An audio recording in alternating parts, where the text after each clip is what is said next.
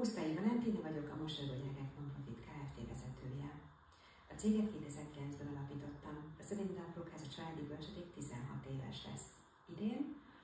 Budakalászon 2010. októberében hoztam létre bérelt ingatlanban, mely bölcsödéket két nagyon eredményes és izgalmas költözés után saját ingatlanomban valósítottam meg ugyancsak Budakalászon, mely igencsak központi és előnyös fekvésű tekintettel a szomszédos települések számára és lélekszámra. 1-4 éves korú kisgyermekek bölcsődei ellátásával és kiegészítő tevékenységeivel foglalkozunk, ideértve mozgásfejlesztést, bölcsődei tornát és zenebölcsit.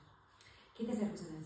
szeptemberétől céges bölcsödeként szeretnénk nagyobb cégekkel együttműködéseket megvalósítani. Ezt már előkészítettük, maga a folyamat zajlik. A jelenlegi épületünket kinőttük, ezért szeretnénk egy új bölcsödét és tornatermet megépíteni. Saját ingatlanunkon egy meglévő melléképület teljes felújításával és bővítésével, melyben új szolgáltatásokat fogunk létrehozni.